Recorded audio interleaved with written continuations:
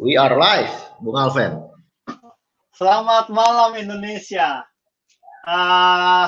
Selamat malam teman-teman yang sudah bergabung. Selamat malam Profesor Fransino. Selamat malam Bung Alven. Iya, kali ini kita sudah masuk ke diskusi yang ke-6. Luar biasa. Dan masih ada banyak konten-konten yang kita akan buka lagi. Dan kali ini kita langsung buka saja konten yang bertemakan Star Syndrome. Star Syndrome nih, kita bicara hal yang sangat menarik karena hal ini adalah fenomena dan gejala yang ada di dunia sport juga, di dunia olahraga. Untuk itu, saya akan langsung ke Prof. Fransino akan bertanya tentang Star Syndrome.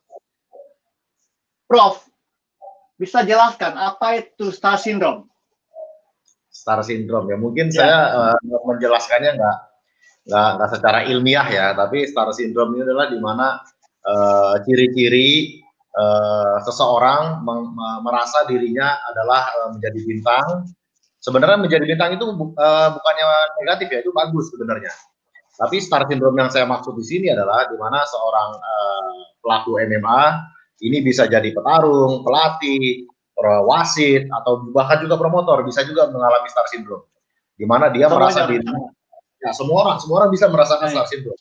Tapi sebenarnya menjadi bintang itu bagus.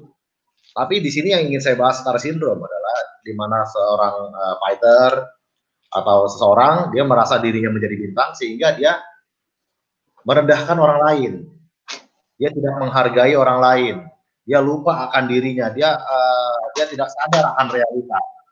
Jadi dia hidup seakan-akan wah semua orang menyaksikan dia, semua orang mencintai dia, semua orang mengidolakan dia, sehingga dia tidak melihat hal yang ada di depan mata dia, siapa dia bicara, siapa dia berhadapan, sehingga disinilah kita sebut Star Syndrome, di mana fighter, dalam hal ini kita fighter ya, merasa lupa diri,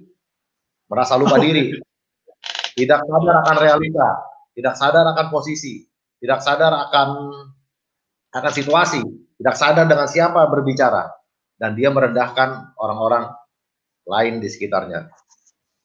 Oke, penjelasannya sangat sangat masuk di akal. Jadi karena jujur saya juga setelah ini mencari tahu apa itu si Star Syndrome. Kalau saya baca, bisa saya kasih sedikit rangkuman ya, Prof. Saya ada sedikit rangkuman apa itu Star Syndrome. Jadi Star Syndrome itu artinya ia tidak mampu menempatkan dirinya, tidak bisa menilai siapa dirinya yang sebelumnya, dan dia tidak punya kemampuan untuk respect kepada sesamanya, dan respectnya itu menjadi berkurang. Nah, apakah seperti itu ya? Mungkin ya, Prof. Sangat tepat sekali, sangat tepat sekali. Respect kepada sesamanya jadi berkurang. Ya. Dan manusia yang paling rawan terkena sindrom ini adalah seorang bintang, seorang yang sudah mempunyai popularitas. Dengan adanya media sosial yang berkembang saat ini, media komunikasi, teknologi, Star Syndrome ini makin banyak nih orang-orangnya. Saya ingin bertanya lagi kepada Prof. Prof sebagai promotor MMA One Pride di Indonesia, ada tidak yang Prof kenal, yang Prof tahu, tidak perlu disebutkan namanya, yang mengalami atau sedang mengalami Star Syndrome ini? Banyak sekali, Bung Alven, banyak sekali. Karena begini, ini situasi yang apa ya, mungkin sulit untuk dihindari.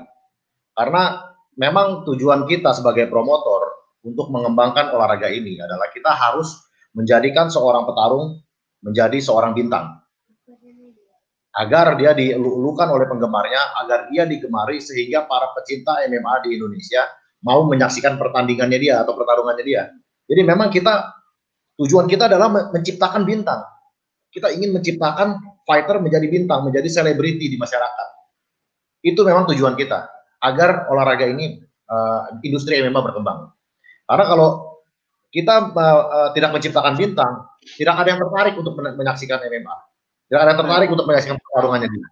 Jadi untuk itu kita harus menciptakan bintang. Gimana kita menciptakan bintang? Kita berikan dia panggung. Kalau tidak ada panggung, tidak bisa jadi bintang. Iya. Kita berikan panggung. Kita untuk menciptakan seorang bintang ini susah, Bung Alvin. Karena jujur aja banyak sekali faktor-faktornya ya. Mulai dari skill bertarungnya, mulai dari cara dia bicara, cara dia berjalan, cara dia berinteraksi dengan fans, juga dengan penampakannya seperti apa. Itu semua menjadi faktor. Dan jujur, kita juga nggak tahu faktor apa yang terbaik. Gimana cara menciptakan bintang? Kita maunya semua fighter kita jadi bintang. Tapi pada kenyataannya, hanya beberapa aja yang bisa menjadi bintang. Nah, yang bisa promotor lakukan adalah kita memberikan panggung, kita expose panggung itu sebesar-besarnya, artinya kita berikan semakin banyak mata yang melihat fighter ini bertanding, semakin bagus. Gimana caranya? Kita promosikan, kita tayangkan berulang-ulang, kita sajikan di berita-berita dari pagi, siang, sore, malam, kita tayangin terus. Yeah. Begitu dengan tim produksi. Tim produksi itu gini, Bung Alvin. Bung Alvin kan bekerja di bidang foto ya. Media, bidang foto. Okay. Ya kan? Terutama dalam hal ini sebuah produk. Gimana Bung Alvin bisa menjadikan produk ini menjadi lebih menarik daripada kenyataannya? Itu kan butuh skill yang mungkin luar biasa ya. Mungkin butuh effort ya. Lightning yang baik, terus juga mungkin berbagai macam cara untuk ceritanya mengiklankan. Begitu juga dengan fighter. Tim produksi ini kita harus mencari akal. Apa sih yang menarik dari fighter ini? Kita cari akalnya. Kita expose itu, kita syuting itu. Dan kita tampilkan ke masyarakat. Sehingga terciptalah seorang bintang itu. Jadi emang ini tujuan dari promotor, tujuan dari kita adalah menciptakan seorang bintang. Memang itu tujuan kita, menciptakan seorang bintang. Tapi, nah ini yang jadi masalah. Karena banyak fighter-fighter ini yang tadinya mungkin bukanlah seorang bintang, yang mana dia hanya berlatih bela diri sebagai hobi. Tiba-tiba dia bertanding di One Pride, terus dia tiba-tiba begitu tanding di One Pride, di jalan dia disapa orang, "Hey, saya lihat pertandingan kamu semalam, hebat sekali kamu. Ayo, saya minta foto bareng." Wah, dia pasti merasa senang ya. Wah, luar biasa saya dikenali orang. Itu semua orang pasti senang, Bung Alvin. Apabila Anda dikenali orang, Anda pasti senang. Popularitas. Anda menjadi orang yang populer. Jalan di depan, biasanya dia di jalan ke mall, nggak ada yang nyapa. Kali ini dari satpam, pengunjung, minta foto sama dia.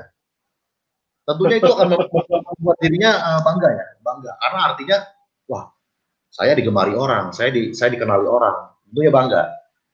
Namun banyak juga fighter-fighter yang menjadi lupa diri.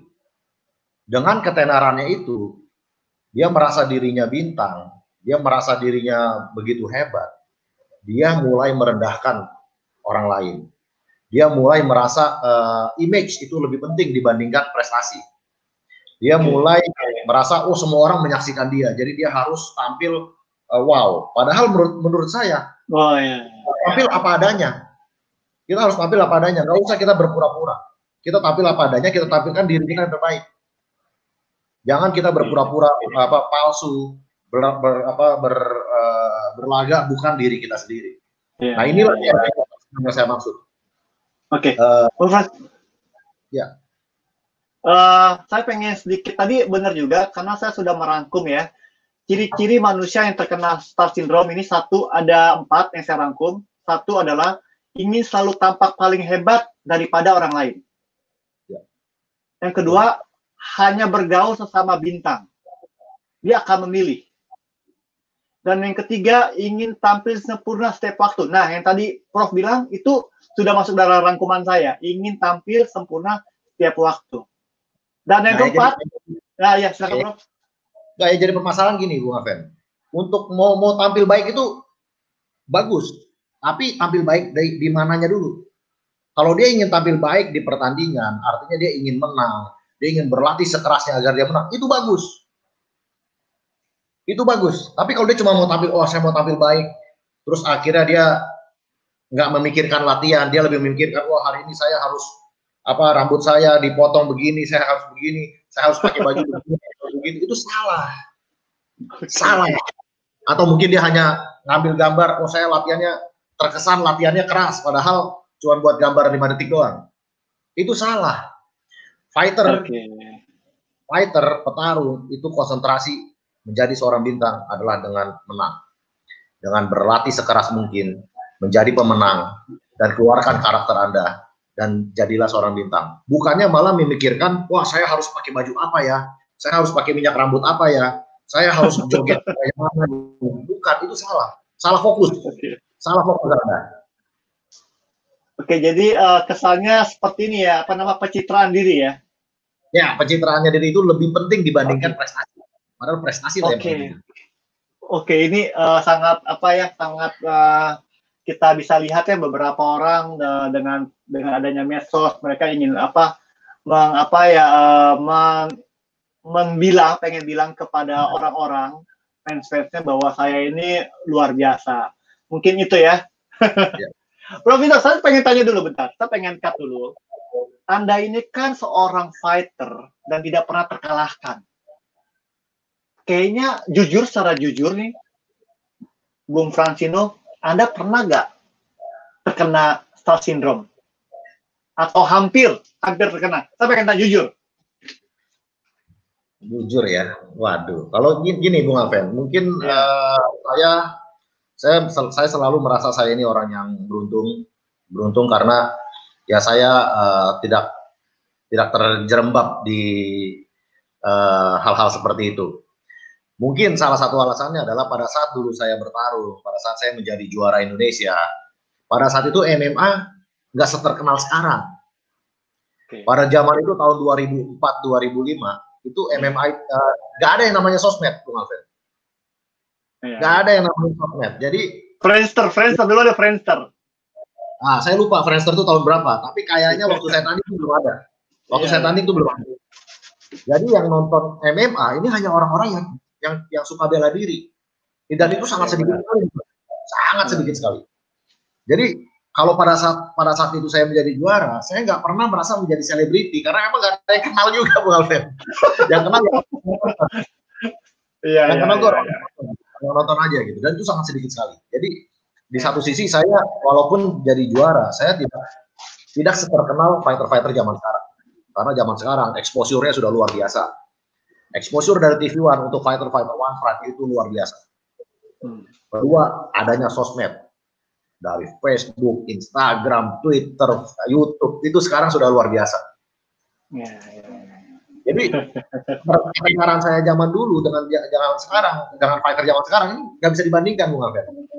Jadi, mungkin saya beruntung di situ, saya nggak pernah setenar mereka. Jadi, saya nggak pernah merasakan star syndrome itu. Itu ke satu. Oke. Yang kedua, saya merasa saya mempunyai logika dan rasa tahu diri yang cukup. Artinya begini, saya tahu posisi saya seperti apa. Dan saya memang dididik untuk selalu menghargai orang lain. Jadi sebagaimanapun saya habis bertanding, saya nggak pernah merendahkan orang lain. Saya selalu menghargai orang lain. Jadi pada saat ada orang yang minta foto ya saya layani. Pada saat saya berbicara dengan promotor ya saya harus berbicara sopan juga. Pada saat saya berbicara sama orang yang lebih tua juga saya harus sopan. Itu hal-hal yang menurut saya boleh menjadi bintang, saya boleh menjadi konglomerat, saya boleh menjadi pejabat. Tapi itu tidak mungkin saya lupakan. Saya tidak mungkin tidak menghormati orang yang lebih tua dari saya, orang yang baik kepada saya, orang yang sopan kepada saya. Itu tidak mungkin saya tinggalkan. Jadi star syndrome ini terjadi pada saat seseorang tidak tahu diri dan dia tidak menghargai orang lain sehingga dia merendahkan orang lain. Nah, saya cukup beruntung karena saya dididik untuk menghargai orang lain. Oke. Wow, luar biasa. Ya, saya pengen tanya lagi,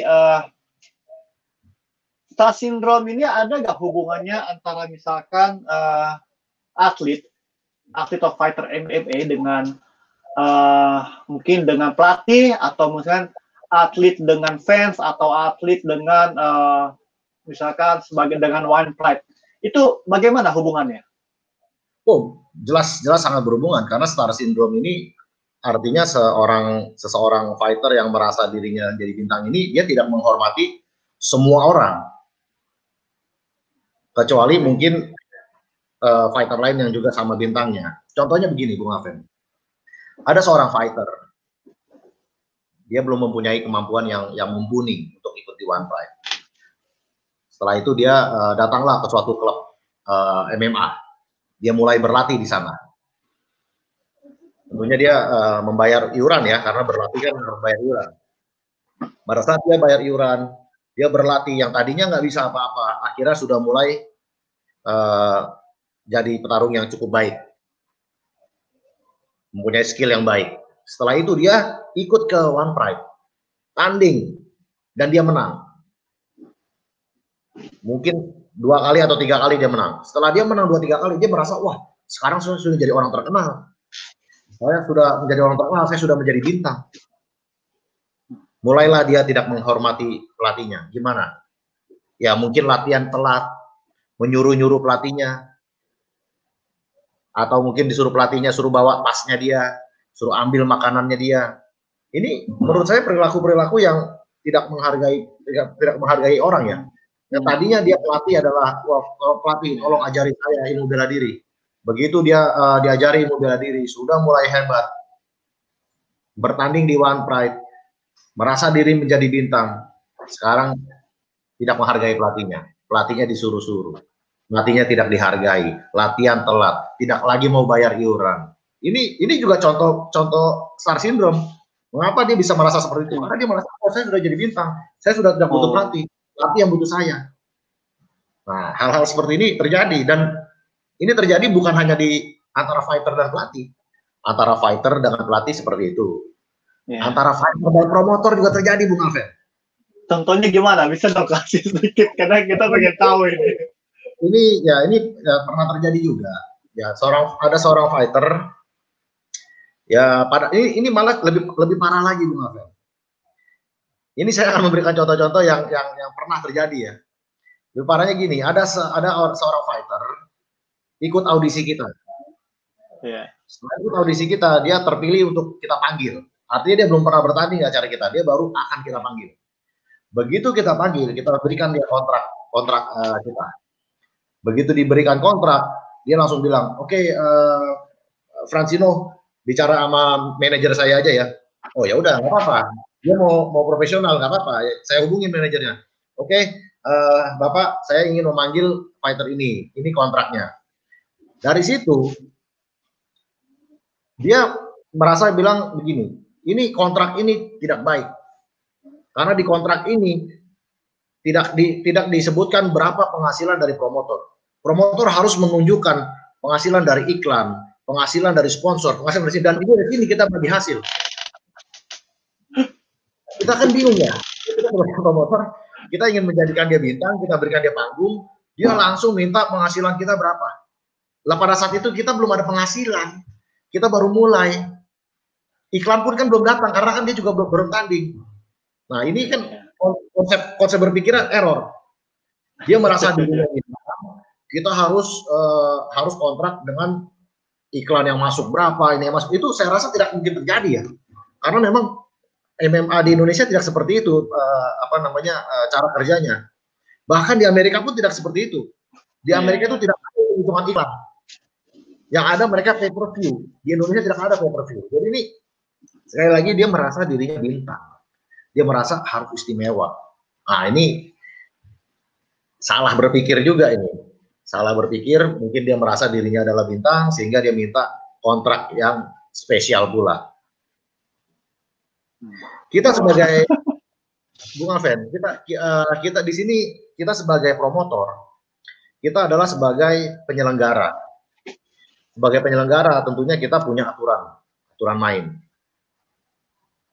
main dalam perusahaan ini. Seorang fighter ingin bertarung di One Pride, aturannya adalah seperti ini. Apabila fighter menyetujui, tanda tangan, fighter itu harus mematuhi peraturan. Di mana peraturan itu disebutkan mengenai bayaran, mengenai ya batasan-batasan dia, mengenai hak dan kewajiban dia, itu kita atur di sana. Dan sebagai panitia kita juga harus fair. Nggak bisa kita sebagai panitia, oh peraturan ini hanya berlaku buat fighter A dan fighter B, yang lainnya nggak berlaku. Nah, nggak bisa. Kita sebagai panitia kita harus fair. Peraturan berlaku untuk semua fighter sama. Itu namanya fair. Sama. Namun ya banyak fighter-fighter yang merasa spesial. Oh, saya spesial karena saya adalah bintang. Saya spesial, saya adalah bintang. Jadi dia ingin pengecualian. Ya tadi saya bilang ada fighter ingin tahu income perusahaan dari iklan berapa, iklan dari sponsor berapa. Itu saya rasa sangat tidak mungkin ya, sangat tidak mungkin. Ya kita abaikan lah fighter itu. Iya. Ada juga kasus yang lain. Kasus yang lain juga yang tiba-tiba dia saya telepon untuk bertanding di acara kita. Terus dia kecewa, dia bilang, saya kecewa dengan One Pride. Oh, kenapa? Saya bilang, saya sudah menjadi bintang di One Pride, tapi kenapa saya sampai sekarang belum jadi bintang iklan? Saya bilang, bintang iklan, kan kita bilang kita ini kan produknya MMA, One Pride, Anda udah jadi bintang kita. Dengan Anda menjadi bintang kita, tentunya perusahaan-perusahaan yang mempunyai brand, yang mempunyai produk akan melirik Anda dan mereka akan menghubungi Anda sendiri. Bukannya kita yang menjadikan bintang iklan, tapi justru perusahaan. Nah, tapi dia marahnya ke kita.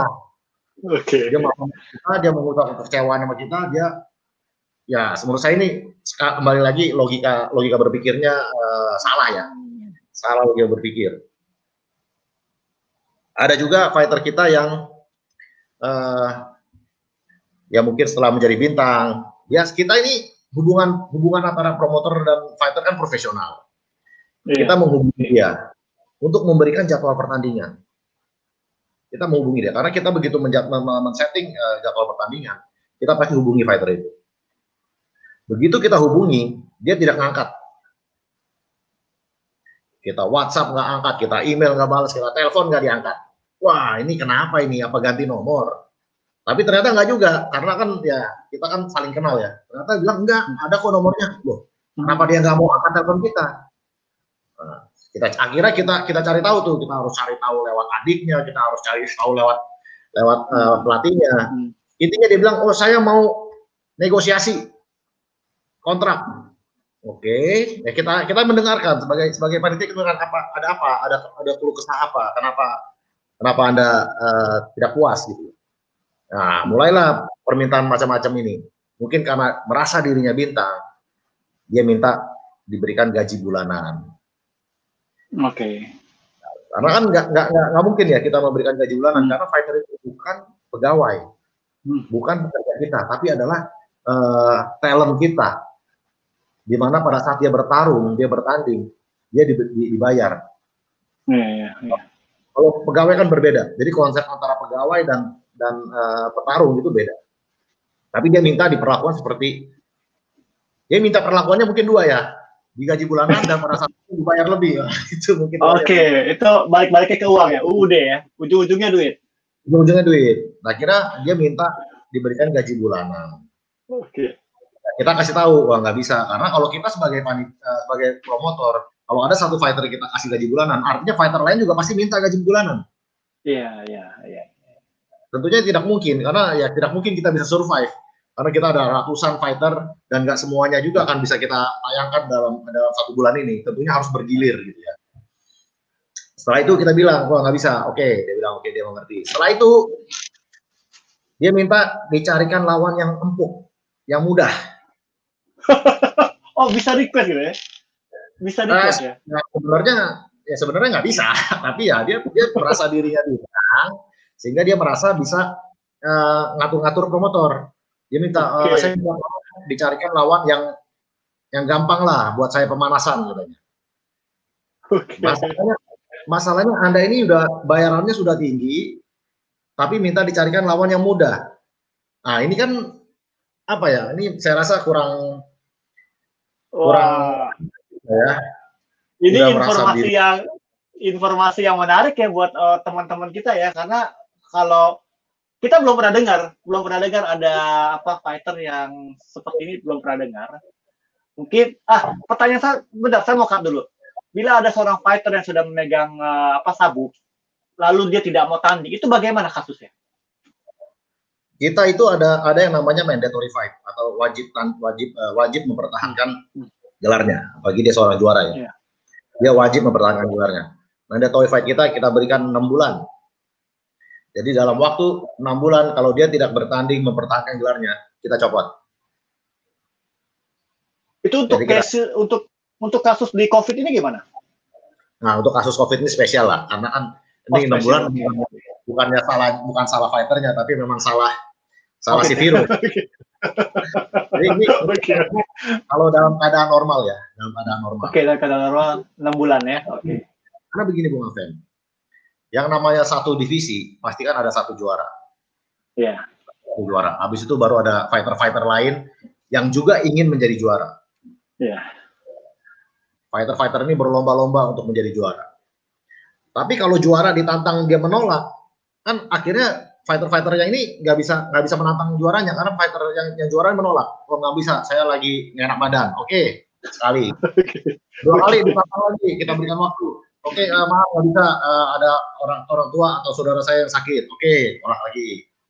Nah ini kan nggak bisa kita memperpanjang terus karena ini adalah kompetisi. Semua orang bersaing untuk menjadi yang terbaik.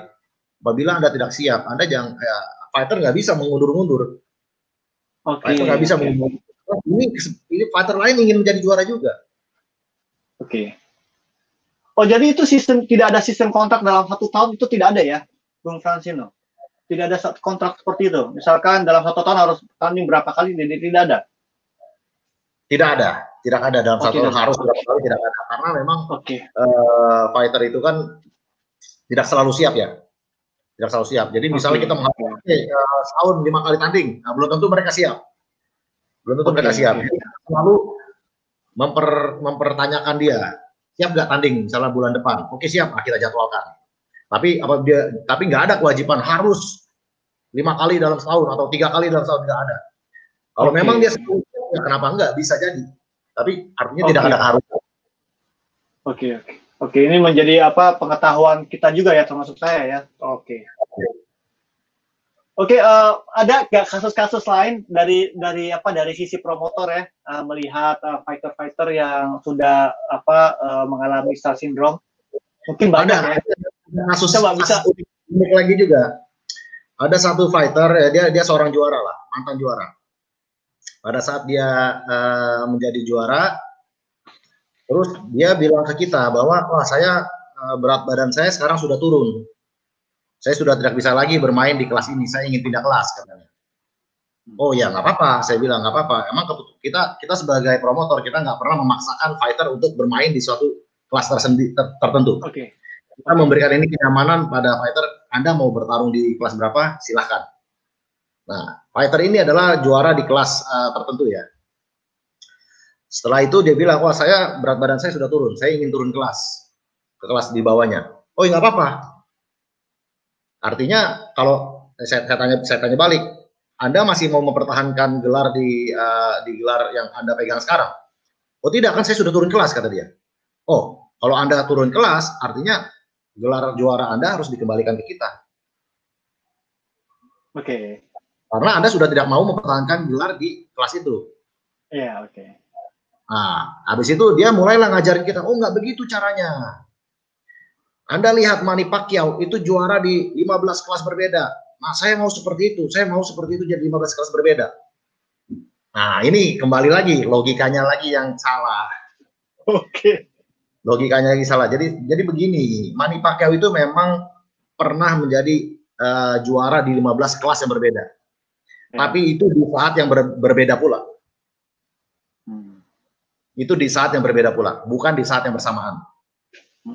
Jadi mungkin di awal karirnya Manny Pacquiao mungkin beratnya 45 kg. Dia main dan jadi juara. Habis itu dia menambah massa otot, dia naik ke 48 kg. Yang 45 itu harus dilepaskan. Karena sekarang dia sudah tidak bisa kembali ke 45. Habis itu dia naik terus sehingga dari 45 sampai akhirnya dia mungkin ke kelas 70, itu sudah 15 kelas yang dia jajali. Tapi bukan artinya 15-15-nya dipegang di saat yang bersamaan. Oke. Nah, biar saya cerna lebih jelas lagi ya. Fighter ini meminta dia juara di kelas tertentu, habis itu dia mau turun kelas. Tapi dia tidak mau mengembalikan sabuknya. Artinya dia mau tetap menjadi juara. Dia tetap mau jadi juara tanpa mempertahankan gelarnya. Artinya Bung Alven, di kelas itu dia menjadi juara abadi. Itu permintaan dia. Oke, bentar saya mau cut dulu. Saya lupa tanya waktu lalu, sabuk abadi itu apa ya? Sabuk abadi itu artinya sabuk, karena gini, sabuk itu kan bergilir Bung Alven. Karena pada saat Anda orang juara kalah, maka sabuk itu akan diberikan ke juara yang baru. Benar. Itu bergilir. Oke. Sabuk abadi itu adalah sabuk yang kita berikan selama-lamanya untuk fighter itu. Sabuknya, bukan gelar juaranya. Oke. Itu sabuk dengan kualifikasi seperti apa ya mendapatkan itu? 3 kali mempertahankan gelar. Oke. Apabila seorang juara 3 kali mempertahankan gelar, kita berikan sabuk abadi. Artinya sabuk ini untuk dia pegang selama-lamanya. Sabuknya yang dipegang, bukan gelar juaranya. Jadi sebagai contoh, kemarin Gunawan itu sudah 4 kali mempertahankan gelarnya. Oke. 4 kali punya sabuk abadi ya? Sudah punya sabuk abadi. Nah kemarin dia bertanding lawan Billy, dia kalah. Nah sekarang ini dia bukan juara One Fight di kelas Pro lagi. Juaranya adalah Billy. Tapi dia masih memiliki sabuk abadi yang kita kasih itu, dia masih pegang. Oke. Berarti sama seperti Ahong ya? Ahong begitu juga. Oke. Ahong begitu juga. Benar kali. Ngerti. Oke. Penjelasannya.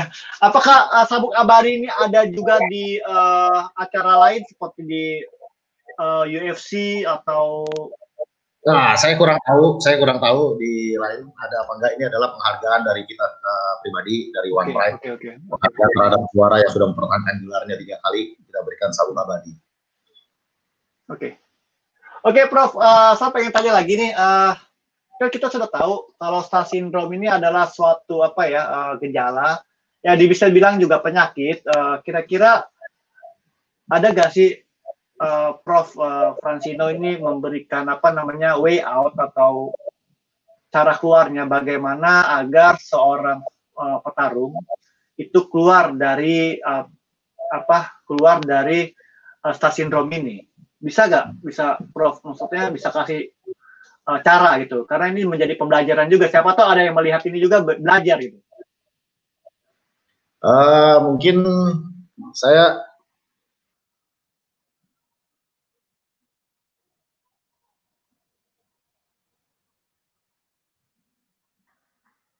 halo Bung Alven.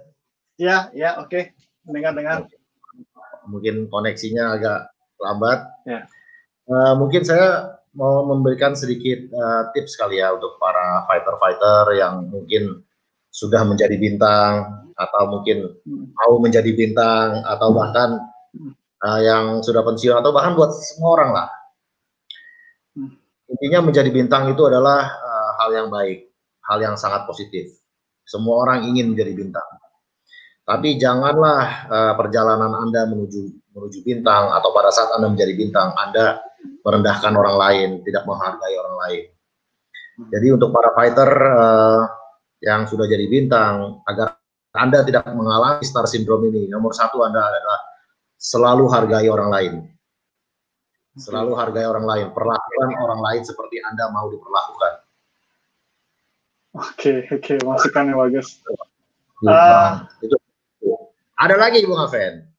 Kedua, Anda harus mempunyai logika. Anda harus punya logika. Logika inilah yang akan menyelamatkan Anda dari star syndrome. Apabila Anda kurang logika, Anda bisa jadi tidak tahu diri, tidak tahu Anda berbicara dengan siapa, tidak tahu posisi Anda seperti apa, sehingga Anda merasa diri Anda yang paling hebat dan merendahkan orang lain. Jadi kedua adalah Gunakanlah logika Anda untuk mengetahui siapa diri Anda dan siapa orang yang Anda sedang hadapi gitu ya. Jadi harus tahu diri dan menghormati orang lain. Itu aja cukup, Bung Albert. Oke, karena benar juga ya kalau saya pikir bahwa sebagai apa namanya ya fighter, dia tidak akan mendapatkan penghasilan bila tidak ada perusahaan yang merekrut dia. Ya dalam kasus ini One Pride. Jadi kalau mau dibilang posisinya ini adalah One Pride yang memberi uang gitu loh, yang memberikan sebagai apa namanya penghasilan mata pencarian. Seharusnya sangat menghormati ya kalau di sini kita bilang namanya kita yang menerima uang, kita ya harus ya baik-baiklah dengan dia gitu. Tidak ada, bukannya jadi malah sombong ya. Nah itu secara logikanya benar ya. Betul, Bung Alven. Begini Bung Alven, banyak fighter ini yang menjadi sombong atau menjadi star syndrome ini memang pertama kita harus sadar dulu bahwa memang olahraga MMA ini adalah olahraganya orang-orang keras, Bung Alven. Kalau Anda mempunyai hati lembut, Anda tidak akan suka dengan MMA. Itu sudah pasti. Jadi memang pelaku-pelaku MMA ini memang orang-orang yang mempunyai jiwa keras, Bung Alven. Nah, jiwa keras ini pasti datang dengan kepercayaan diri yang tinggi. Oh iya, benar. Percaya diri yang tinggi. Nah, tapi rasa percaya diri yang tinggi ini bisa sangat mudah kepleset jadinya kesombongan. Jadinya kesombongan dan jadinya merendahkan orang lain. Ini bisa sangat tipis sekali batasnya gitu ya. Tapi begini, banyak fighter-fighter merasa, wah saya ini seorang petarung, saya habis mengalahkan orang lain dalam petarung. Saya ini hebat, saya ini lebih hebat dari Anda yang hanya seorang pegawai, yang hanyalah seorang koki, yang hanyalah seorang dokter, yang hanyalah seorang pengacara. Ini menurut saya konsep yang salah lagi, Bung Alven. Fighter yang berpikir, wah saya ini petarung, saya ini hebat, saya ini punya pekerjaan yang jauh lebih penting dibandingkan Anda. Ini salah sekali. Salah sekali. Menurut saya, zaman sekarang ini, kita harus menghormati semua orang. Semua pekerjaan mempunyai fungsi dan peranannya masing-masing. Saya tidak setuju apabila dibilang, oh, seorang petarung itu adalah pekerjaan yang derajatnya sangat tinggi, sehingga dia merendahkan orang. Saya tidak setuju. Saya sangat tidak setuju. Anda adalah seorang petarung karena Anda hobi bertarung dan Anda mempunyai kemampuan dalam bertarung dan Anda mencari nafkah dengan bertarung. Bukan berarti Anda lebih tinggi dibandingkan seorang dokter, seorang pengacara, seorang pegawai kantor, seorang akuntan. Tidak, semua punya peran masing-masing. Jadi fighter jangan terlalu terpesona merasa dirinya, wah saya petarung, saya ini hebat, saya harus yang paling hebat. Ya, enggak juga. Ada dalam petarung, Anda paling hebat, tunjukkan Anda paling hebat dengan mengalahkan lawan Anda, bukan dengan merendahkan orang lain atau berlaga. Oke. Tapi ini saya pengen, saya udah rangkum juga.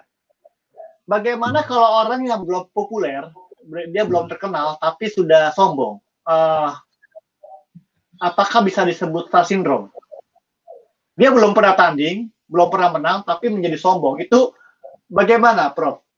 Apakah bisa dimasukkan star syndrome? Saya rasa itu bisa masuk star syndrome juga, walaupun dia belum jadi bintang, tapi dia udah mendapatkan sindromnya. Itulah yang bahaya. Itu bahaya lagi nih. Belum jadi bintang, udah dapat sindromnya.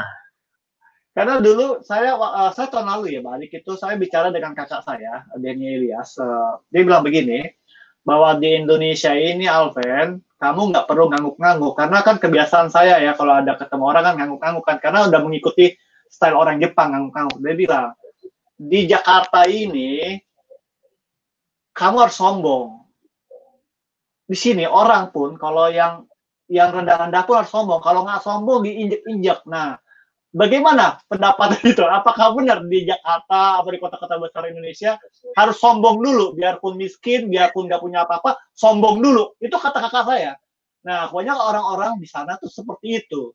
Tapi kan, oh iya Alven, kamu kalau kayak mobil, naik mobil, kamu ngangguk-ngangguk, kamu yang diinjak gitu. Tapi bagaimana itu, Bro? Nah, apakah kebanyakan? Mungkin bahasanya harus sedikit diubah dikit. Mungkin bukannya sombong, tapi kita harus menjadi orang yang percaya diri. Kita harus menjadi orang yang berani. Karena beda antara percaya diri dan sombong. Kalau sombong itu kan kita merendahkan orang lain. Kita jangan pernah merendahkan orang lain. Kita harus percaya diri. Dalam hal ini untuk fighter, misalnya begini. Misalnya saya mau bertarung lawan fighter, misalnya saya mau bertarung sama Alven, misalnya. Kalau saya percaya diri, artinya saya bilang begini, oh, saya yakin kemampuan saya lebih baik daripada Alven.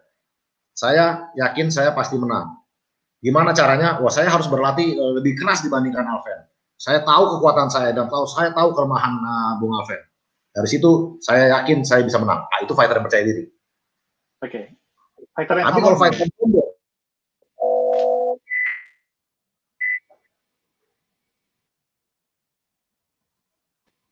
kita mungkin agak terputus dengan Oke, Prof, terputus mungkin ya. Apa yang terjadi? Oke, bisa diulangi lagi. Udah nyambung lagi? Bagaimana? Nyambung lagi. Kalau fighter yang sombong itu mungkin dia menilai dirinya terlalu tinggi. Saya bilang, oh saya pasti mengalahkan Bung Alven. Tapi saya sebenarnya tidak tahu kemampuan Anda seperti apa. Saya tahu dia itu lebih bodoh daripada saya. Saya itu lebih bego, dia lebih bego daripada saya. Saya lebih jago daripada dia. Saya pasti mengalahkan dia dengan mudah. Nah, itu sombong. Artinya dia menilai dirinya terlalu tinggi dan menilai lawan terlalu rendah. Nah, kalau fighter yang percaya diri, dia harus sesuai itu, menilai dirinya sesuai, menilai lawan pun sesuai. Sehingga itulah percaya diri. Jadi memang beda dikit ini Bung Alven antara sombong dan percaya diri. Oke, begini, saya pengen sedikit agak di luar konteks mungkin ya, karena akan berbicara panjang lagi. Kita masih ingat pertarungan antara Ahong dengan Theo waktu technical meeting, kalau tidak salah, itu kan ada seperti kayak ada gesekan ya, seperti ada hampir mau berkelahi yang kita lihat ya. Saya sempat berpikir, apakah ini settingan? Settingan. Maksudnya gini, karena saya melihat bahwa saya melihat MMA ini bukan hanya bertanding saja, tapi ingin mencari sebuah sensasional, mencari sebuah populer yang melihat wow gitu. Jadi apakah pihak Pampret ada men-setting kejadian-kejadian yang kira-kira orang berpikir bisa begitu, tapi itu sebenarnya settingan. Ada nggak? Ada settingan? Makanya saya coba menjawab. Mungkin settingan tuh artinya pura-pura atau acting gitu ya, mungkin maksudnya. Iya, acting, iya. Acting. Sebenarnya tidak ada masalah. Bukan acting, karena gini, fighter itu jago dalam hal bertarung. Keahlian dia adalah bertarung, bukan acting. Jadi saya rasa kalau kita meminta fighter untuk suruh acting, nggak ada yang bisa Bung Alven. Fighter tidak bisa acting, susah loh Bung Alven. Jadi kalau kita minta fighter, misalnya fighter ini lucu pembawaannya, kita suruh dia acting marah-marah, malah yang ada tambah lucu, karena dia nggak bisa acting. Jadi fighter ini nggak bisa acting Bung Alven. Kita suruh dia acting nggak akan bisa. Kita memang sebagai promotor, kita minta ke fighter-fighter kita untuk tunjukkanlah karakter Anda yang menarik. Karena biasanya fighter-fighter Indonesia ini mungkin terbiasa malu-malu ya. Jadi pada malu-malu di belakangnya malu-malu, tapi kalau nanti ya sangar-sangar juga. Maksudnya gini, pada saat di interview, mereka tuh pada saat gimana? Apakah Anda yakin menang? Ya, kita lihat aja nanti. Nah ini kan nggak menarik ya. Kita melihat kayak nggak percaya diri gitu loh. Jadi hal-hal seperti itu ini nggak menarik. Gimana pemirsa di rumah menonton? Kalau Anda ditanya apakah Anda yakin menang? Ya kita lihat aja nanti malam gimana. Gitu. Ya itu tentunya nggak penonton jadi lemes gitu kan. Jadi kita minta untuk tunjukkan karakter Anda. Tunjukkan karakter Anda agar pemirsa di rumah ingin menyaksikan Anda. Nah, itu yang kita setting. Itu aja yang kita setting. Jadi kita mengarahkan dia untuk menunjukkan karakter agar tampil menarik. Dan yang terjadi dengan Ahong dan Theo, jadi gini, ini ceritanya agak sedikit panjang, Bung Alfon, karena ini tidak terjadi hanya di technical meeting. Ini sudah terjadi di build up dari setahun. Ini setahun proses ini terjadi, Bung Alfon. Jadi jangan hanya melihat di technical meeting aja. Oke. Jadi ceritanya begini, Ahong itu masuk ke One Pride lebih dulu dibandingkan Theo. Jadi pada saat kita membuka kelas di kelas welter itu, di kelas 77 kg, Ahong mendaftar duluan. Dan kita membuka turnamen di kelas itu, Ahong menjadi juara pertama kelas welter di One Pride. Setelah Ahong menjadi juara, barulah Theo bergabung dengan One Pride. Oke, jadi secara start, Ahong udah mulai duluan ya. Oke. Ahong adalah seorang juara. Theo begitu masuk ke One Pride, dia bertarung pertama kali sebagai seorang debutan. Sekali dia menang. Di situ terlihat, wah, Theo ini kelihatan berbakat. Ini akan menjadi ancaman untuk Ahong, untuk sang juara pada saat itu. Kedua kalinya Theo bertanding, menang lagi dengan hasil yang sangat luar biasa. Semakin namanya terangkat, wah ini akan menjadi ancaman serius bagi Ahong, karena Ahong semua lawan-lawannya dipukul KO.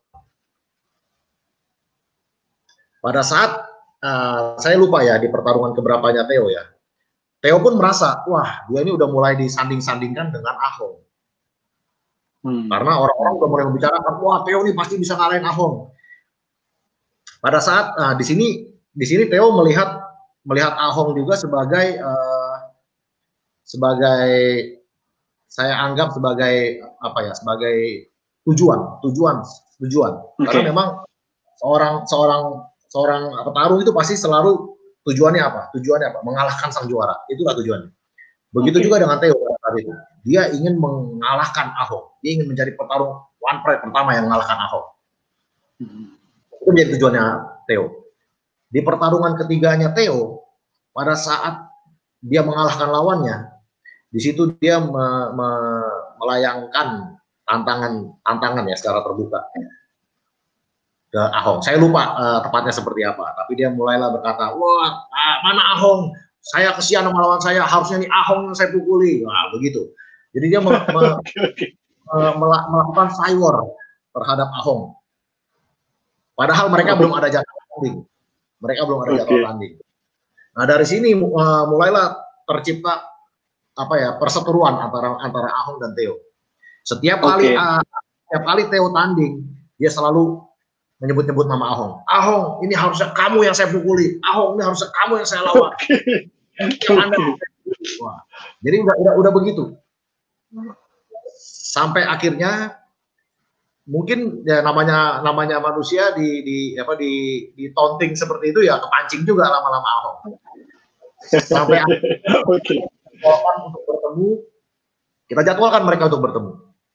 Dan biasanya memang kita ketemukan mereka berdua itu lewat video.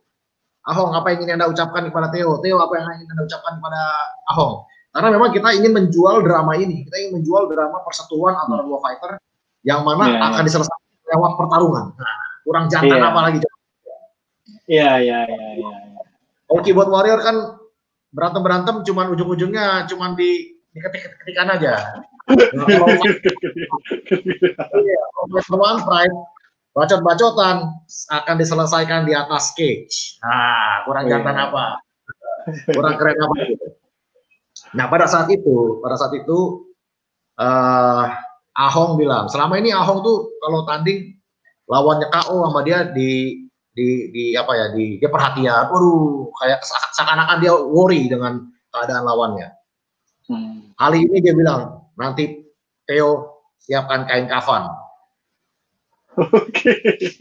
Itu tauntingnya ya. Dari sini Theo marah juga, sehingga benar-benar perseteruan mereka ini real, perseteruannya real. Oke, real ya. Bukan settingan ya. Perseteruannya real. Bukan settingan. Nah, sehingga puncaknya itu pada saat di technical meeting. Pada saat di technical meeting, mereka harus berada di dalam satu ruangan. Disitulah saya melihat akan terjadi sesuatu. Sehingga dari situlah saya ambil rekaman deh. Nah, dari situlah terjadi peristiwa itu. Iya. Ya, karena kasusnya itu sama seperti kayak kalau di UFC kan, ada technical meeting apa itu kan seperti kayak gitu kan? Ya, saya bilang, wah ini settingan paling lah. Tapi bukan ya. Ya, kalau itu settingan, Bung Alven. Kalau itu settingan, semua fighter One Pride kita minta seperti itu. Oke. Kenyataannya cuma dia doang. Kenapa? Iya, Karena emang enggak bisa setting hal seperti ini. Iya.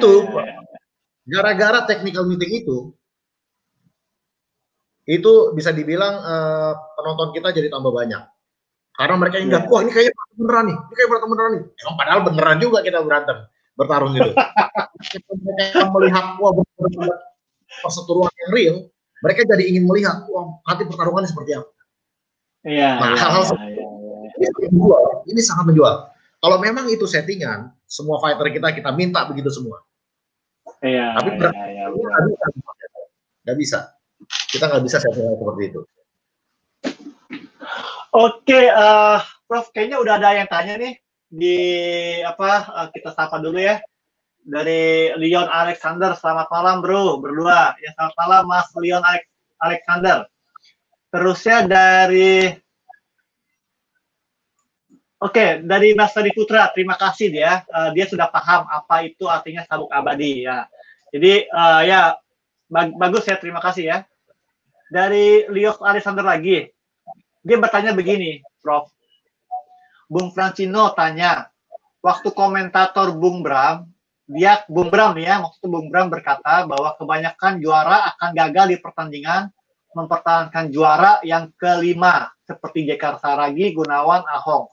Jadi ingat waktu pertandingan yang kemarin tuh, yang ke-37, saya juga mendengar sih Bung Bram sebagai komentator bilang bahwa biasanya fighter kalau sudah 5 kali menang itu susah mempertahankannya. Itu maksudnya gimana ya? Mungkin karena ini bukan Bung Bram ya, karena Prof Francino mungkin bisa kira-kira artinya apa gitu ya? Gini, kan emang Bung Bram ini dia mengamati One Pride. Dari sini dia statistik, dia melihat statistiknya, di mana ada juara-juara kita yang mungkin sedemikian dominan artinya dia sudah mempertahankan gelarnya sampai 4 kali di pertahanan gelarnya yang kelima mereka kalah. Ya contohnya ya Ahong, terjadi juga di JK dan kemarin di Gunawan. Mungkin maksudnya artinya banyak ya seperti ini gitu loh, yang di kelimanya ini kalah. Oke.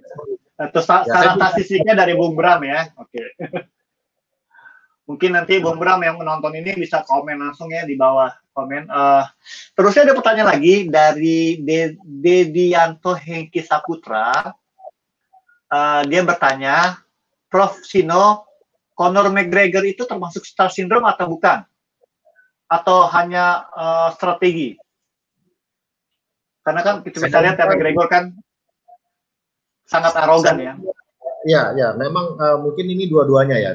Artinya Conor McGregor ini memang dia adalah seorang bintang UFC dengan segala kelakuannya, dengan segala tabiatnya. Dia memang seorang bintang di UFC. Namun dia juga mengalami yang namanya star syndrome. Yang tadinya dia hanyalah seorang fighter, dia pada saat dia awal-awal karirnya dia itu nggak punya uang, dia harus bayar uang latihan, bayar uang sewa itu pacarnya yang bayarin. Karena dia nggak bisa kerja, dia harus latihan. Pacarnya yang harus ngebayarin dia. Terus dia mulai bertanding di UFC dan menang, dan akhirnya menjadi juara. Ada juga star syndrome-nya. Nah, saya mungkin yang saya pernah dengar ya kelakuan dia yang unik. Salah satunya pada saat dia lagi jalan di publik, terus ada orang ambil gambar dia marah-marah, handphonenya dibanting. Terus ada orang yang lebih tua dibandingkan dia dipukul. Nah, itu kan ciri-ciri orang star syndrome. Dia nggak siap menjadi seorang bintang. Dia sudah menjadi bintang, tapi dia nggak siap, sehingga dia merendahkan orang lain. Dia juga pernah menyerang fighter-fighter lain dengan teman-temannya. Ini juga terjadi pada seorang Conor McGregor, bahwa dia menjadi bintang dan dia mengalami star syndrome. Tapi ya jangan diikuti hal-hal yang buruk seperti ini. Jadilah bintang yang baik. Jadi Iya, lebih iya, iya. menghormati orang lain dan menghargai orang lain. Ya, karena kalau dipikir juga bahwa star syndrome ini apa ya? Kalau di bahasa Jepang itu namanya tengu. Jadi kita kalau bilang orang star syndrome itu begini. Jadi hidung ada dua. Jadi hidung panjang itu artinya itu orang udah sombong, star syndrome. Jadi kita punya tanda, oh, udah ngerti. Jadi kalau ada orang Jepang, kamu itu artinya kamu sombong. Terus ya ada lagi nih, ini dari siapa kita sapa saja ya, dari Atlan Sidik. Dia tanya nih, biar seru Ahong sama Theo lagi diulangi itu. Wah. Mungkin tidak ini, mungkin. Mungkin saja, mungkin saja, mungkin saja. Okay. Kita juga berharap itu terjadi, tapi nampaknya dua-duanya juga lagi sibuk dengan kesibukannya masing-masing, sehingga fight ini belum terjadi. Ya, ditunggu aja. Mudah-mudahan ini terjadi. Ya. Kita juga berharap ini terjadi. Mudah-mudahan terjadi. Terusnya ini dari Mas Kurniawan. Tadi dia bukan bertanya ini Mas Kurniawan, dia bilang jadi ingat cerita tentang satu fighter yang pernah jadi juara dan minta gaji rutin. Dikiranya karyawan swasta ya.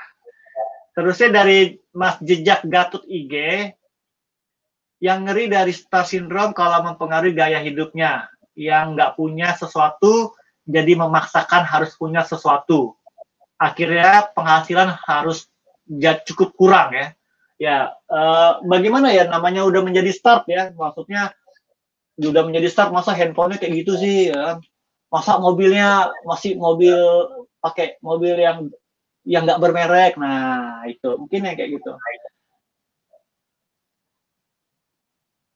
Ini ada pertanyaan lagi tapi udah keluar dari tema mungkin, tapi kita jawab aja ya, dari siapa namanya, YouTube ya.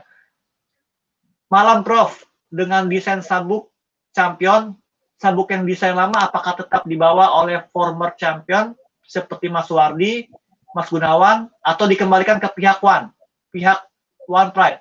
Bagaimana?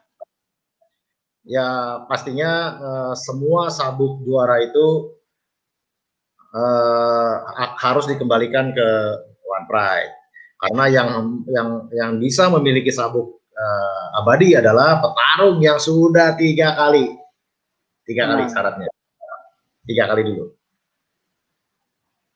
Oke, saya ingin memberitahukan bahwa di Jepang juga, ini bukan di mixed martial art ya, bahwa kasus ini star syndrome ini juga terjadi oleh seorang atlet renang yang bernama Seto Daya. Nah, Seto Daya ini dia kasusnya bukan sombong ya, tapi kasusnya adalah selingkuh. Mungkin dan mungkin bisa kita Prof bisa masukin ke ini, ke mic 2 second CID tuh. Oke, terima kasih. Belum masuk. Oke, saya sudah masuk. Nah, saya mau share screen ini. Sebentar, bisa saya akan kasih lihat. Ini adalah Seto Daya.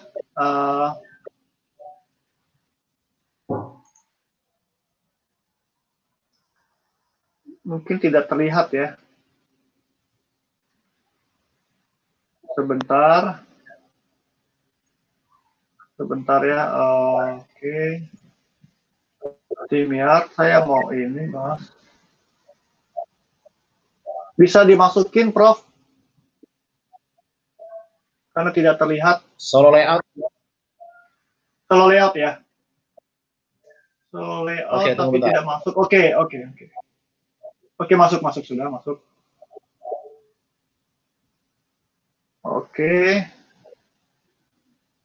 Oke, saya mau kasih lihat, ini adalah seorang atlet di Jepang, atlet renang, di mana dia kasus bisa terlihat tidak ya? Oke.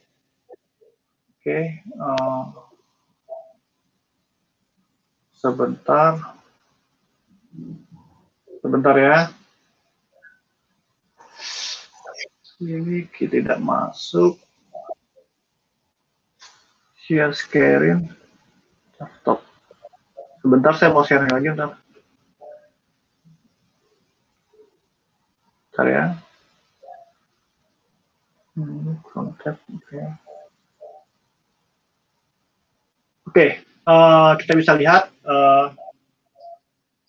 dia ini adalah seorang atlet renang yang sebenarnya akan mengikuti Olimpiade tahun ini, tapi karena COVID yang diundur tahun depan. Nah, ini dengan istrinya, Jadi dia sudah mendapat bayaran yang sangat tinggi sekali. Dia beli rumah, beli mobil. Wah, pokoknya sangat luar biasa. Sangat kaya luar biasa. Dan baru kasus, jadi si Seto Gaya ini, suaminya ini dua-duanya juga atlet ini, suami istrinya ini atlet renang, yang istrinya ini lompat. Atlet lompat. Nah, Seto Gaya ini dia sudah disponsori oleh banyak penerbangan seperti TNE, terusnya ada Starfire, terusnya Ajinomoto. Mungkin teman-teman tahu ya produk Ajinomoto ya. Ini iklan Ajinomoto. Nah, ini. Nah, kasusnya ini sampai terkenal sekali. Mungkin bisa di-close ya, Prof. Bisa di-Prof. Oke, saya close. Oke, saya keluarkan.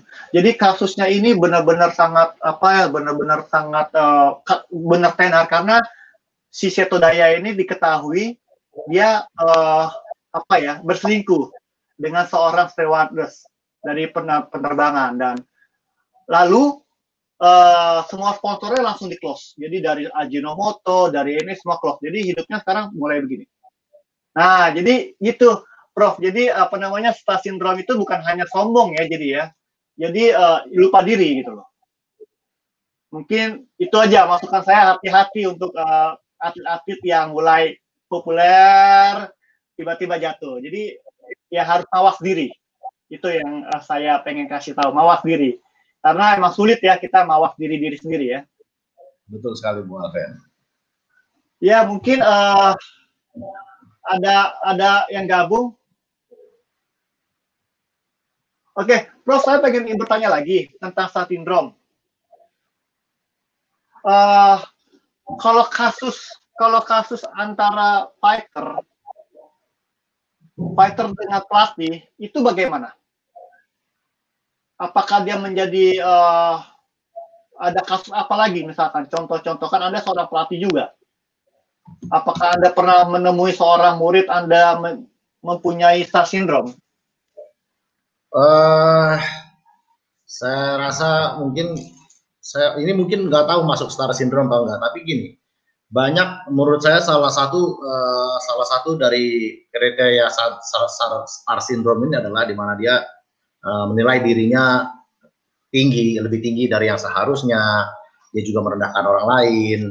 Banyak fighter itu begini, pada saat kalah itu menyalahkan orang lain. Dia menyalahkan pelatihnya, dia menyalahkan teman latihannya, dia menyalahkan istrinya, dia menyalahkan promotor juga disalahin. Artinya dia menilai dirinya ini hebat, saya harusnya menang, tapi karena pelatihnya kurang, kalah. Saya ini hebat, tapi karena promotornya melakukan kesalahan, jadi saya kalah. Saya ini harusnya menang, tapi karena istri saya enggak ini, dia kalah. Nah, ini menurut saya salah satu star syndrome juga ya, di mana dia menilai dirinya lebih tinggi. Pada saat dia kalah, dia menyalahkan orang lain. Menurut saya itu kurang bijak, dan saya rasa itu adalah kesombongan. Di mana pada saat orang fighter kalah, janganlah menyalahkan orang lain. Mengacaulah pada diri sendiri, perbaiki diri Anda agar tampil lebih baik, bukan dengan menyalahkan orang lain. Oke, saya pengen buka juga catatan saya ya, Prof. Ya. Seseorang yang mengalami star syndrome akan mengalami depresi. Depresi satu karena perubahan pada statusnya. Mungkin yang tadi bisa dibilang bahwa itu adalah salah satu efeknya, depresi. Dan misalkan kayak kalah itu mungkin depresi. Jadi ada terusnya menjadi sangat sensitif terhadap suatu kritikan dan saran. Ini salah satu efek dari seseorang yang mengenai star syndrome. Jadi kalau ada sedikit memberi masukan, sangat sensitif. Dan yang ketiga, merasa banyak musuh. haters. Jadi sebenarnya tidak ada orang yang memusuhi, tapi dia selalu berkata saya banyak haters gitu loh. Jadi itu adalah salah satu beberapa efek dari efek sindrom. Mungkin ini saya juga catat juga bagaimana untuk ini ada pertama kali adalah mawas diri. Dan yang kedua mencari lingkungan yang dapat menjadi contoh. Nah ini yang menjadi contoh. Saya balik lagi nih Prof, ini mungkin pertanyaannya agak sedikit melenceng. Kita tahu bahwa MMA ini adalah sport bela diri, sport modern ya, modern yang hybrid. Seperti pembicaraan kita yang dulu private, benarkah olahraga bela diri yang modern ini tidak diajarkan tentang apa itu sopan santun, tentang cara menghargai? Bagaimana, Prof? Bisa jelaskan? Karena kita tahu ya bahwa bela diri seperti tradisional ya, itu sangat dididik kita bagaimana menghormati pelatih, bagaimana kita menghormati orang lain. Bisa kita lihat ya, tapi kalau di olahraga modern seperti MMA ini mungkin kan hanya untuk bela diri. Apakah ada pengaruh seperti itu? Begini, Bung Alven, banyak memang orang yang bilang, oh kalau bela diri tradisional itu mengajarkan sopan santun, mengajari budi pekerti. Tapi saya ingin bertanya sama Bung Alven. Bung Alven punya anak, ya kan? Anak Bung Alven ini kan latihan bela diri tradisional, Kempo. Betul? Benar, misalnya, saya mau tanya Bung Alven. Pertanyaan, apakah dia diajarkan sopan santun dan budi pekerti di Kemponya, di perguruannya? Diajarkan. Oke. Kalau gitu saya mau nanya, kalau nanti anak Anda mempunyai budi pekerti yang baik, mempunyai sopan santun yang baik, apakah itu karena dia latihan bela diri tradisional atau karena didikan keluarga atau didikan sekolah? Mana yang lebih berpengaruh menurut Anda? Didikan keluarga, karena waktunya lebih banyak di keluarga. Betul. Menurut saya, budi pekerti seseorang dalam hal ini adalah fighter. Karena fighter juga kan ada keluarga. Itu dipengaruhi oleh keluarga paling penting. Jadi saya kurang setuju apabila dibilang, oh bela diri tradisional lebih mengajarkan budi pekerti dibandingkan yang modern. Menurut saya enggak juga. Karena sopan santun, budi pekerti itu dari keluarga, dari lingkungan. Seberapa lama dia latihan bela diri? Paling kalau anak-anak itu kan paling seminggu sekali atau seminggu 2 kali. Itu pun sejam 2 jam.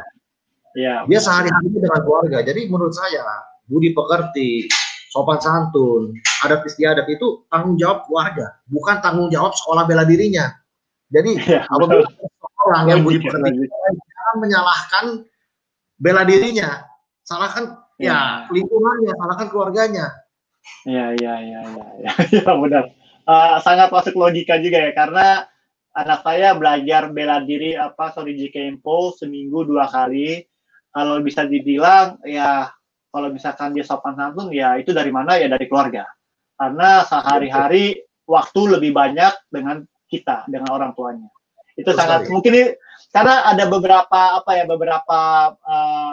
wacana yang sangat menyerang bela diri modern seperti MMA, bahwa MMA itu tidak hanya belajar pukul-pukulan, belajar berantem, tapi tidak diajarkan tata krama, budi pekerti. Nah, seperti itu. Jadi ini menjadi contoh awal, Bung Alven. Ya. Jangan ikut di sekolah bela diri kalau tata keramanya kurang. Iya. Jadi menjadi masukan juga ya buat teman-teman yang melihat bahwa bela diri MMA ini apa sih, nggak diajarin sopan santun, nggak diajarin, cuma belajar gebuk-gebukan, belajar pukul-pukulan gitu ya. Oke. Jadi ini jawaban bagus juga, logik sekali bahwa anak kita, bahwa seseorang itu dididik budi pekerti itu dari orang tua, dari keluarga. Oke, terima kasih. Tapi memang mungkin ada begini kan. Kadang mungkin ada di dalam keluarga, mungkin dia punya anaknya ini mempunyai tata krama yang tidak baik, tidak menghargai orang lain, dan dia bahkan menjadi seorang bully. Lalu sama orang tuanya dibawalah dia ke suatu dojo. Dojo ini bisa jadi dojo apa aja ya, dojo MMA, dojo Jiu-Jitsu, dojo Kempo. Tapi di situ dia melihat bahwa ada orang yang lebih hebat daripada dia. Dia diajari ilmu bela diri, ada orang yang lebih hebat dari dia. Kalau di MMA atau di Jiu-Jitsu itu semua anak pasti akan ada yang namanya sparring. Pada saat sparring yang tadinya dia ngebully, dia pasti akan ketemu temannya atau instrukturnya atau seniornya yang lebih jago daripada dia. Disitulah seorang anak akan belajar akan yang namanya kerendahan hati. Karena ternyata dia bukan yang paling hebat ya. Dia bukan yang paling kuat ya, karena ada entah itu saudara seperguruannya atau kakak seperguruannya atau pelatihnya yang lebih hebat daripada dia. Di situ seorang anak belajar untuk rendah hati, bahwa dia bukan yang paling hebat. Di sini saya melihat beberapa benefit untuk seorang anak itu bela diri, yaitu dia menjadi rendah hati. Dia merasa dirinya bukan paling hebat karena di atas langit selalu ada langit. Dalam hal bela diri, Anda akan menemukan itu. Iya. Oke, terima kasih banget. Ini benar-benar suatu pencerahan ya buat kita ya. Benar-benar saya juga banyak belajar. Oke, ini udah ada pertanyaan lagi nih dari orang yang sama, dari Mas Leon Alexander. Dia bertanya, Theo waktu itu ngomong bahwa Ahong harus melewati prosedur dulu sebelum ketemu Theo. Bagaimana itu Bung Francino? Maksudnya? Nah, mungkin saya ingin bahas juga nih. Ini salah satu star syndrome juga. Saya nggak tahu nih masuknya star syndrome atau enggak. Tapi gini, sekarang ini di One Pride banyak fighter-fighter yang udah lupa akan tugasnya. Tugas seorang fighter adalah bertarung. Tugas seorang fighter adalah bertarung, berlatih, bertarung. Tugas seorang promotor adalah menyiapkan panggung dan menyiapkan jadwal tanding siapa ketemu siapa. Itulah promotor. Tapi zaman sekarang ini banyak fighter-fighter, entah karena mungkin dia merasa sudah menjadi bintang atau mungkin apalah, saya nggak tahu juga. Dia malah ngatur-ngatur kita, ngatur-ngatur promotor. Ngatur-ngaturnya gini, oke, Francino, saya mau ketemu A, saya mau ketemu B. Loh, Anda ini petarung, Anda jangan nyuruh-nyuruh kita nemuin Anda dengan siapa. Karena kalau disuruh pilih, ya pasti petarung nyari lawan yang bisa dikalahkan semua dong. Kita akan pilih lawan yang kira-kira bisa dikalahkan dengan mudah. Sedangkan promotor adalah menciptakan pertarungan yang menarik. Nah, jadi untuk fokuslah Anda berlatih dan bertarung. Pada saat ditawari pertarungan oleh promotor, terima. Jangan malah ngatur-ngatur. Oh enggak, saya bagusnya ketemu A, saya bagusnya ketemu B. Nah, itu salah Anda. Anda bertarung begitu. Oke. Saya rasa tadi kalau misalnya bilang Ahong harus lewati prosedur dulu, nah itu kan menurut pendapatnya dia. Kalau menurut pendapat promotor ya belum tentu juga. Jadi yang namanya ngatur siapa ketemu siapa itu hak dari promotor. Bukan petarung adalah siap menerima panggilan dari promotor, berlatih dan memenangkan pertarungan. Oke, ini juga mungkin bisa jadi masukan ya. Karena saya juga pernah berpikir juga, karena ya saya pernah mendengar ini waktu Theo ngomong ini, saya pernah mendengar bahwa terjadi itu ada seperti kayak pertandingan begitu ya, ada level-level ya. Jadi tidak ya. Jadi ini semua tergantung. Itu adalah pendapat pribadi. Oke. Berarti bisa dijelaskan, kita bisa clear ya, karena bisa saja Theo langsung ketemu Ahok, bisa saja tanpa harus. Oke, terima kasih. Anda sebagai fans MMA Indonesia, mau nggak Anda melihat partai Theo lawan Ahok? Mau. Perlu nggak Ahok lewat lawan fighter lain dulu? Kayaknya nggak perlu. Nah, kalau Anda mau, dan pemirsa lain mau, kenapa enggak? Oke.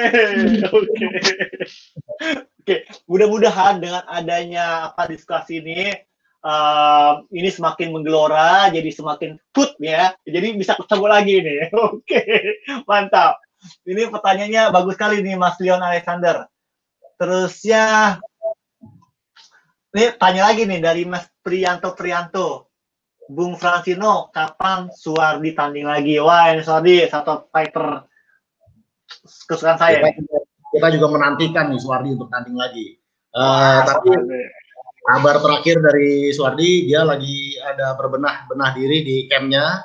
Jadi mungkin persiapannya belum maksimal. Tapi ya mudah-mudahan tahun ini dia main lagi. Kita juga nggak sabar pengen lihat Suwardi main lagi. Oke. Terusnya dari pertanyaan lagi nih, dari namanya YouTube. Terima kasih Prof. Apakah ada cara meredakan star syndrome? Atau star syndrome itu bisa dicegah? Caranya apa? Karena star syndrome sangat berbahaya, terutama bagi seorang champion. Dia bertanya lagi nih, adakah cara meredakan star syndrome? Tadi udah jelaskan ya, mungkin bisa diulangin singkat aja. Ya. Oke, intinya star syndrome adalah satu, Anda harus tahu diri. Harus tahu diri. Anda harus menilai diri Anda, jangan terlalu tinggi, jangan juga terlalu rendah. Anda harus tahu siapa Anda dan siapa kemampuan Anda, seberapa hebat kemampuan Anda, itu nomor satu. Dan kedua, Anda harus menghargai orang lain. Apabila Anda menghargai orang lain dan Anda tahu diri dengan baik, maka tidak akan terjadi star syndrome. Oke, jawabannya terima kasih ya, Prof. Ini masukan lagi nih dari Kurnian Wibowo. Kalau fighters sudah jadi juara dan malah kebanyakan roadshow sampai rutinitas latihannya berkurang, gimana Cosino? Star syndrome juga dong. Jadi roadshow ini maksudnya gimana? Saya kurang jelas. Ini mungkin bukan roadshow itu gini, karena fighter itu terkadang untuk mempromosikan dirinya, dia harus ke beberapa kota untuk mempromosikan dirinya. Misalnya kayak Suwardi pada saat itu dia ada mampir ke suatu daerah mana, dia mampir ke daerah mana agar bisa berjumpa dengan para fansnya. Okay. Ya, ini baik ya untuk mempromosikan dirinya, ini sangat baik sekali. Apabila latihannya berkurang, gimana ya, tentunya harus bijak dalam memilih schedule, kapan dia roadshow, kapan dia berlatih, itu harus bijak. Namun memang tidak bisa kita pungkiri bahwa fighter untuk bisa dikenal oleh para fansnya, terkadang dia harus melakukan roadshow, atau juga mungkin harus melakukan television show, di mana ini akan mengurangi waktu latihannya, tentu itu terjadi. Tapi harus bijak-bijak lah mengatur antara jadwal latihan dan jadwal roadshow atau jadwal TV show. Tapi itu bukan star syndrome ya, bukan star syndrome. Beda udah luar konteks. Oke, ini dari Leon Alexander lagi, betul. Saya ingin Theo lawan Ahok langsung. Jadi ada permintaan dari pemirsa nih. Iya, saya juga mau. Saya mau lihat lagi. Saya juga mau. Oke, ini dari YouTube ya. Cosino kapan tanding MMA lagi? Laga amal seperti Iron Mike Tyson. Oh, jadi dia pengen nih Prof Brother Sino ini untuk tanding lagi. Ini kapan kira-kira? Lawan siapa ini? Nah, ya begini, Bung Alven. Yeah. Seperti yang tadi saya bilang star syndrome, ya ini juga jangan terjadi sama saya. Artinya jangan saya merasa diri saya masih kuat dan hebat seperti pada saat saya masih muda, sehingga saya ingin bertarung MMA lagi. Ya kita harus tahu diri di situ. Apabila saya merasa saya bisa bertarung lagi, saya juga mau bertarung. Tapi kalau saya merasa wah mungkin sudah lewat masanya, dan saya dengan senang hati tidak bertarung lagi juga saya senang. Jadi mungkin saat ini tidak ada rencana untuk bertarung lagi. Saat ini kita fokus untuk mengembangkan MMA Indonesia. Luar biasa. Karena saya jarang ya mendengar orang yang mungkin sudah berhenti, terus dia ngomong bahwa saya sudah ingat diri saya. Nah, biasanya kebanyakan orang itu berbicara, saya siap, kapan saja siap. Itu udah sindrom ya, udah sindrom. Kalau nggak sesuai ya bagus. Oke. Oke, terima kasih. Mungkin di bawah dilihat, mungkin ada yang mau join. Nggak ada. Nggak ada. Oke, kita udah 1 jam lebih nih karena pembicaraan ini sangat menarik, teman-teman. Terima kasih. Saya berharap kita mengerti STAR syndrome itu apa dan bagaimana caranya untuk STAR syndrome itu bukan hanya untuk hanya fighter saja ya, Prof ya. Kita pun orang yang sudah menjadi terkenal, apalagi ya, Prof juga jadi orang penting di salah satu MMA Indonesia. Saya berharap STAR syndrome tidak terjadi di diri brother ya Francino. Saya berdoa juga untuk Prof tetap humble, tetap menjadi berkat buat orang lain. Dan juga diri saya, ingatkan saya kalau saya sudah sombong, mungkin Prof juga kasih tahu, karena ya namanya manusia ya, kita apalagi saya ya sudah merasa saya bisa begini, udah bisa menghidupi anak istri ya kan, tinggal di luar negeri, mungkin akan menjadi sombong, tapi saya jujur bahwa saya belum ada apa-apanya dan berharap saya bisa lebih naik lagi. Oke, Prof, mungkin ada kata-kata lain, masukan? Ya, karena ini sangat penting banget. Untuk para fighter, kita tahu para fighter ini sangat erat hubungannya dengan jiwa kesatria, dengan jiwa pemberani. Namun janganlah jiwa satria ini menjadikan Anda sombong, merendahkan orang lain. Tetaplah hargai orang lain, hargai juga orang yang telah berjasa untuk Anda, dan juga mawas dirilah agar Anda menjadi bintang MMA yang baik, selalu digemari oleh pemirsanya, selalu mawas diri dan hormati dan hargai orang lain. Terima kasih Prof. Tapi ini masuk lagi pertanyaan, bisa kita jawab atau tidak ya?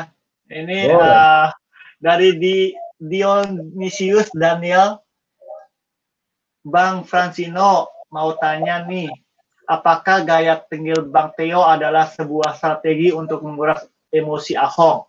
Minta pendapatnya Bang. Menurut pendapat saya ya bisa jadi. Karena itu salah satu strategi ya. Ya. Strategi. Ya, karena kalau menurut saya itu adalah salah satu strategi perang juga ya, karena karena untuk menguras emosi itu adalah satu strategi untuk memenangkan. Oke, terima kasih teman-teman. Ini sudah pertemuan diskusi saya dengan Prof Francino yang ke-6 dan yang ke-7. Saya minta maaf karena perubahan ya dari biasanya hari Minggu, hari Jumat, karena di antara kita tidak ada schedule yang cocok. Jadi untuk pertemuan selanjutnya tanggal 11 dengan tema perangkat pertandingan di One Pride. Artinya apa? Kalau kita lihat di One Pride ya, ada Prof Francino, ada Bung Mextino, ada siapa satu lagi? Bung Linson Simanjuntak, dan terusnya ada wasit, terusnya ada juri juga. Nah, kita tuh pengen tahu apa sih fungsinya mereka, misalkan fungsinya Prof Francino tuh sebagai apa, terusnya Bung Mextino tuh sebagai apa, terusnya Bang Linson Simanjuntak sebagai apa, terusnya juri itu di luar itu ada berapa.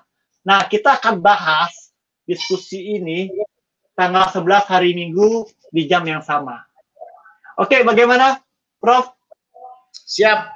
Siap, karena ini menjadi suatu masukan yang bagus, karena jarang orang yang membahas ini. Oke teman-teman, terima kasih untuk yang telah bergabung. Ini akan dinonton lagi, bisa teman-teman nonton lagi, kalau perlu ya, dicatat juga ya, dipikirkan, karena ini ilmu ya, bagi saya ini ilmu, karena jarang-jarang ya kita bisa mendengarkan dari seorang Prof. Kalau bisa kita minta masukan juga, mau ngebahas apa ya untuk kedepannya, mau apa, bisa di komen, membahas apa berhubungan dengan MMA ya, jangan yang nggak berhubungan, bingung kalau berhubungan dengan politik nggak boleh ya. Saya nggak tahu politik bukan.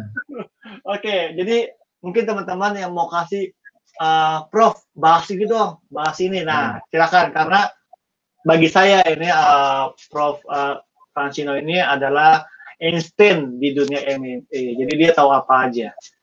Oke, terima kasih teman-teman.